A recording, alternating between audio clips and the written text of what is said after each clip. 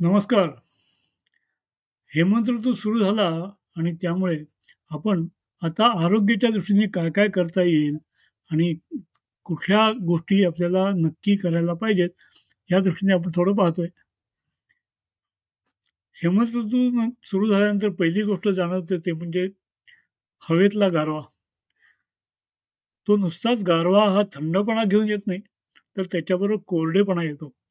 जरी यावर्षी भरपूर पाऊस पडला असला, तरीसुद्धा हवेतला कोरडेपणा लगेच जाणवू लागलाय आणि त्यामुळे त्वचा कोरडी पडणं आणि ती पांढुरकी दिसणं हे लगेच अनुभवायला यायला लागलेलं आहे.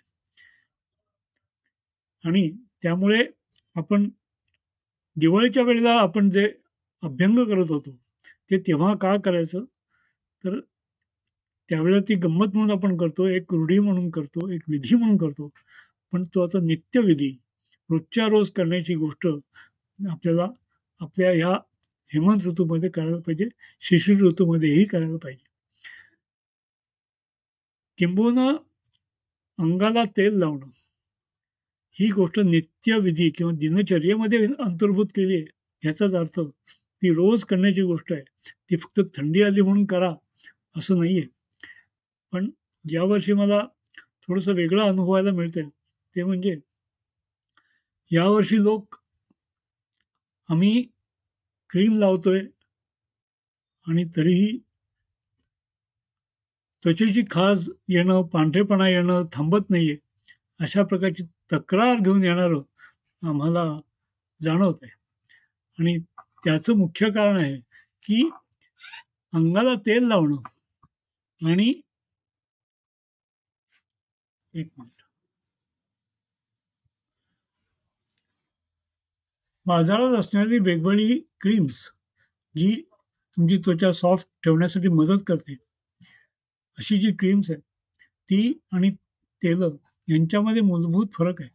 आणि त्यामुळे तेलापासून मिळणारा जो अनुभव आहे, तो क्रीमपासून तुम्हाला मिळेलच असं नाहीये. फक्त काही लोकांच्या बाबतीत हे सत्य आहे, की त्यांना तेलाचाच त्रास होतो आणि त्यामुळे त्यांना क्रीम लावण्यापासून दुसरा पर्यायच राहत नाही. तशी परिस्थिती ज्यांची नाही, त्यांनी प्रामाणिकपणे तेलच वापरावं आणि तेल वापरून त्वचेचा जो मुलायमपणा आहे, तो नसेल तर वाढवावा आणि त्वचा ही हायड्रेट आणि चांगली स्निग्ध करावी. त्यासाठी रोज अंघोळीच्या आधी तेलाने अभ्यंग करणं हे फार महत्त्वाचं आहे. त्यामुळं वाटीभर तेल एखाद्या छोट्या तसराळ्यामध्ये ती वाटी ठेवून ते पाणी गरम करावं आणि ते गरम झालेलं तेल, त्या पाण्यामुळे गरम झालेलं तेल, ते आपण अंगाला लावण्यासाठी वापरावं, हे शास्त्र आहे. तेलाची वाटी ही डायरेक्ट फ्लेमवर ठेवू नये, असं शास्त्र आहे. त्यामुळे आपण गरम पाण्यामध्ये तेल ठेवून अपरोक्ष म्हणजे इनडायरेक्टली आपण त्याला हीट देतो आणि त्यांनी कोमट आणि गरम झालेलं तेल हे आपण अभ्यंगासाठी वापरायचं आहे.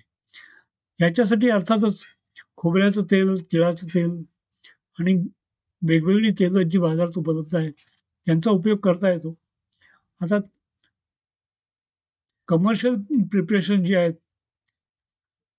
जी मसाजसाठी आहेत, ती सगळीच काही खरं म्हणजे स्नेहनासाठी म्हणजे त्वचा मुलायम करण्यासाठी आणि त्वचा स्निग्ध करण्यासाठी वापरता येत नाहीत. कारण त्याच्यामध्ये असणाऱ्या काही रसायनं ही आपल्याला त्वचेला आणि त्याचा तीव्र वास हा आपल्याला नेहमीच ॲक्सेप्टेबल नसतो आणि त्यामुळे जी अ, तेलं आहेत, जी अभ्यंगासाठी आहेत, उदाहरणार्थ सहचर तेल आहे किंवा बलाश्वगंधा तेल आहे.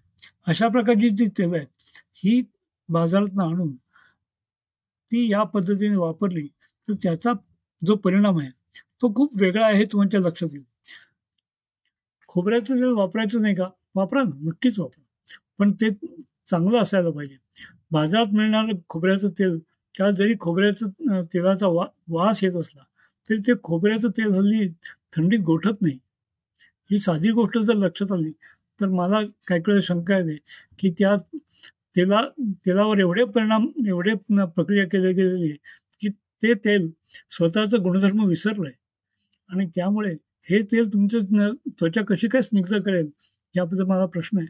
त्यामुळे ते तेल कितीही ट्रान्सपरंट आणि त्यांनी केस जरी चिकट होत नसले, तरीसुद्धा ते स्नेहन करण्यासाठी कमी पडतं, हा अनुभव आहे.